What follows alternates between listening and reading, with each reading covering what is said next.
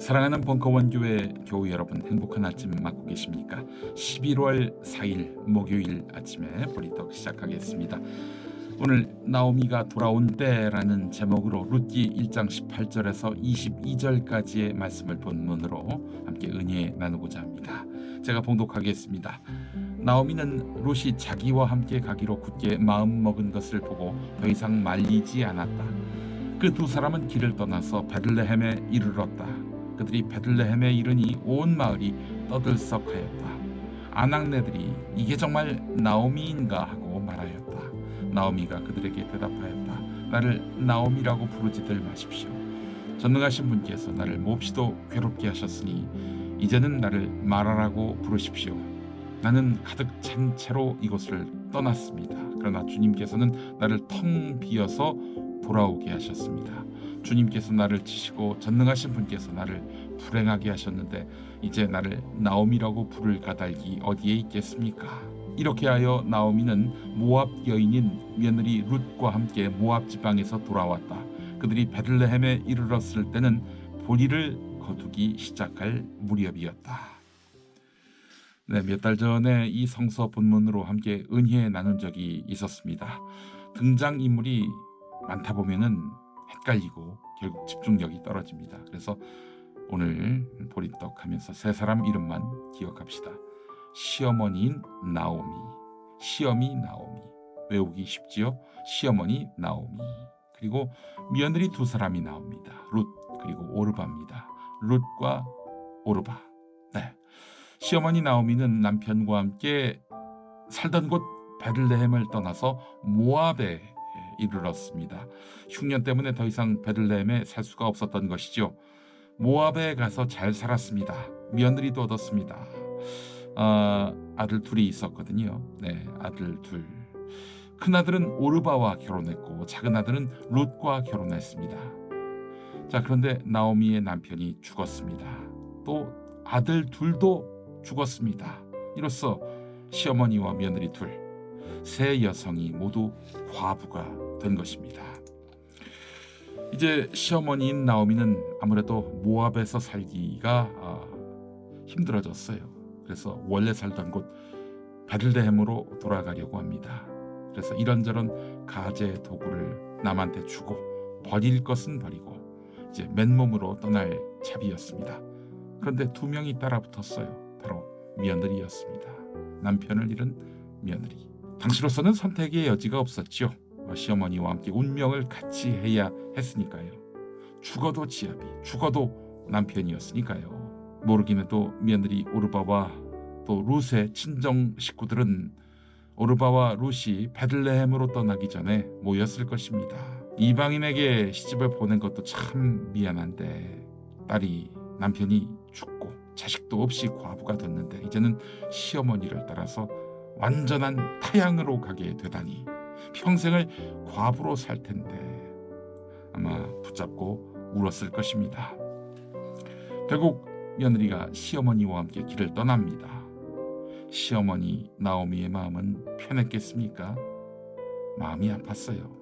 새로운 남편을 만나서 결혼해서 행복하게 애 낳고 살아야 할 나이에 며느리 둘이 서방도 없고 미래도 없는 베들레헴으로 자기를 따라 나서게 됐으니 말입니다.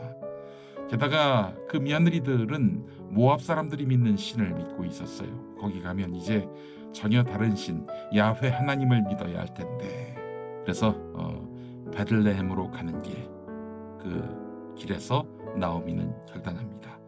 등 돌려서 며느리들에게 돌아가서 행복하게 살아라 이렇게 말합니다. 두 며느리는 그래도 끝까지 시어머니와 같이 가겠다고 말합니다. 하지만 다시 나오미는 강권합니다. 가라. 내가 다시 아들을 낳아서 너희에게 남편을 줄 수 없지 않느냐. 가라. 이렇게 다시 며느리들에게 말합니다. 옥신각신이 계속됐나 봐요. 결국 첫째 며느리 오르바가 마침내 친정으로 돌아갑니다. 그래도 끝까지 따라가지, 이런 생각이 드십니까? 천만에 저는 오르바가 시어머니 나오미를 생각해서 귀한 길을 택했다고 생각합니다. 시어머니를 따라가는 것이 오히려 시어머니에게 짐이 될 수 있겠다라고 생각했을 거예요. 아울러 자식이 없는 과부의 살기를 아득했죠. 이런 오르바의 선택에 대해서 누구도 비난을 할 수가 없는 것이었습니다. 그렇잖아요. 시어머니에게, 늙은 시어머니에게 자신의 안전과 생계와 미래를 의탁할 수는 없었던 거 아닙니까? 자기는 젊었지만 그래도 시어머니에게 얼마나 큰 부담이 되겠어요. 이런 오르바의 선택, 다시 말씀드리지만 누구도 비난할 수가 없었을 것입니다. 자, 그런데 롯은 왜 그랬을까요? 롯은 끝까지 시어머니를 따라갔거든요. 롯은 시어머니 혼자 살아갈 세상이 염려가 됐던 것입니다. 그래서 자신의 미래를 희생하면서까지 연약한 시어머니를 돌보고자 하는 마음, 이 마음으로 따라 나섰던 것입니다. 얼마나 위대하고 거룩합니까? 그래서 하나님은 기특하게 여기셔서 이 룻의 몸에서 훗날 다윗 왕조를, 또 예수 그리스도를 탄생하게 합니다. 이방인 여성이었던 룻, 그는 신분을 떠나서 그 마음만으로 하나님께 합했던 사람이었습니다. 약한 사람을 위해 나를 희생할 줄 아는 삶을 삽시다. 룻의 진심이 그러했기에 룻은 복의 근원이 됐습니다.